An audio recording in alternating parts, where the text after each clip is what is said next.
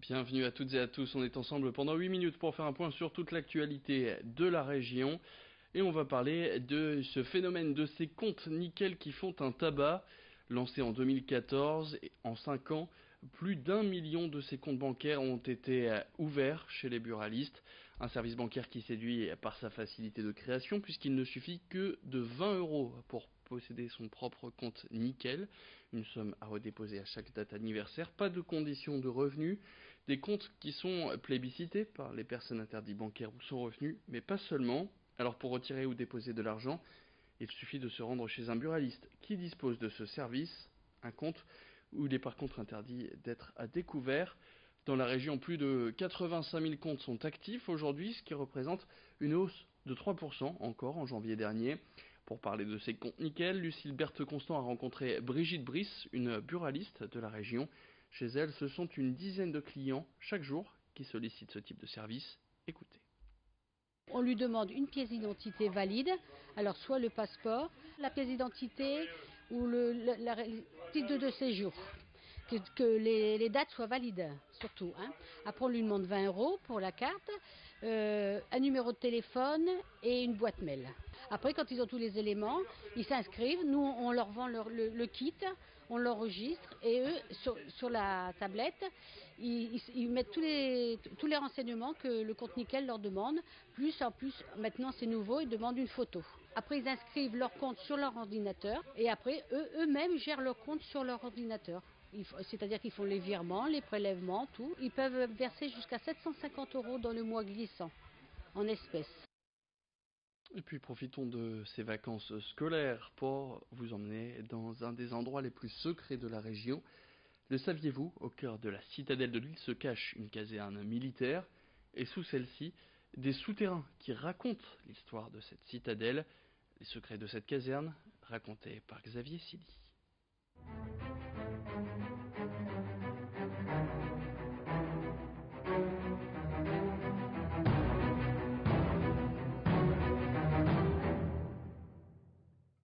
Bonjour, je suis le lieutenant-colonel Patrick du corps de réaction rapide France, un major de haut niveau et locataire de ces magnifiques lieux depuis 2005.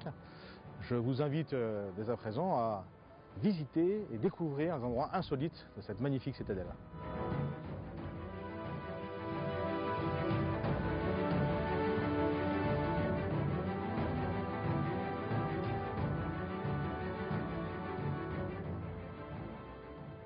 Dès la conception de la citadelle en 1667, cette partie qui s'appelle le bastion Anjou servait donc de cuisine. On s'en servait également aussi de lieu de refuge. Au-dessus de notre tête, on a quasiment 20 mètres de terre. Et effectivement, lors du siège de 1708, le maréchal de Boufflers va se réfugier ici avec le restant de sa troupe, en attendant de recevoir l'ordre de reddition du roi Louis XIV.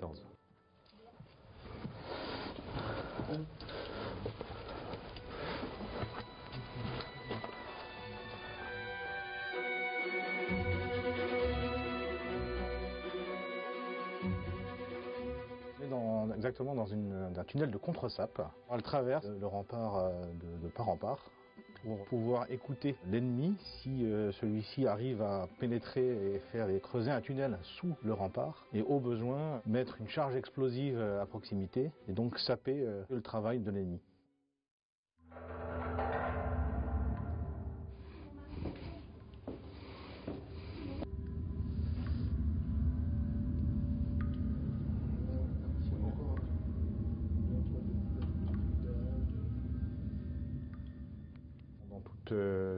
Caserne militaire qui se respecte, on y trouvait des cachots, alors pas ce qu'on appelle des prisons au sens strict, mais des endroits où on pouvait effectivement garder des soldats qui étaient soit indisciplinés, soit insubordonnés, ou qui avaient commis des crimes ou des exactions qui étaient punissables. Je pense qu'il valait mieux éviter ce genre de punition que de se retrouver dans un endroit fort peu agréable, très peu éclairé dans le noir, comme on peut l'imaginer pour un cachot.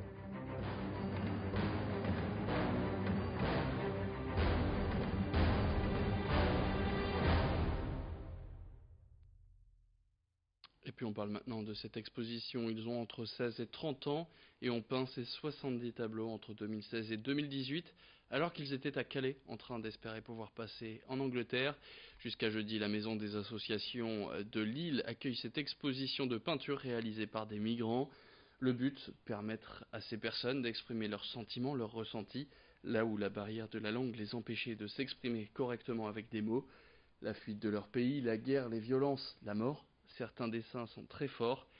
L'exposition est organisée par le Secours catholique de Calais. C'est eux qui avaient fourni le matériel aux réfugiés pour qu'ils puissent peindre. François Cortade, journaliste à Radio France et co-organisateur de l'événement, répondait aux questions de Lucille Berthe-Constant. Ce jeune Érythréen, il a fait ces 2 tableaux. C'est libre et enfermé, en Libye. Et ça traduit... Lui, il l'a fait dans une peinture, mais il y en a beaucoup d'autres qui ont subi ça. Quand vous parlez avec des migrants, notamment érythréens, mais pas seulement, ils ont subi des choses que beaucoup n'expriment pas. C'est loin d'être le seul à avoir subi ça, mais il résume les difficultés du passage dans certains endroits.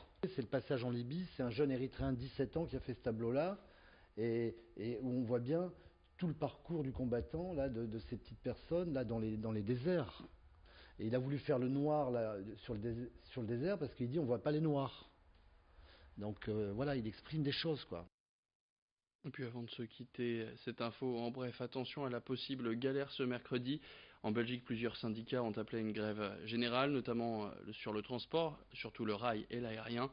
L'aéroport de Charleroi est complètement à l'arrêt, celui de Zaventem va être aussi très impacté. Les passagers de certains vols sont redirigés vers les aéroports de Lille, Orly ou Amsterdam. En tout, 16 000 voyageurs vont être déplacés en bus. C'est la fin de cette édition. Merci à toutes et à tous de l'avoir suivi. Merci de votre fidélité. Je vous rappelle que tous les sujets que vous avez pu voir dans ces éditions sont disponibles sur nos pages Facebook et Twitter. Tout de suite, la météo. Excellente journée.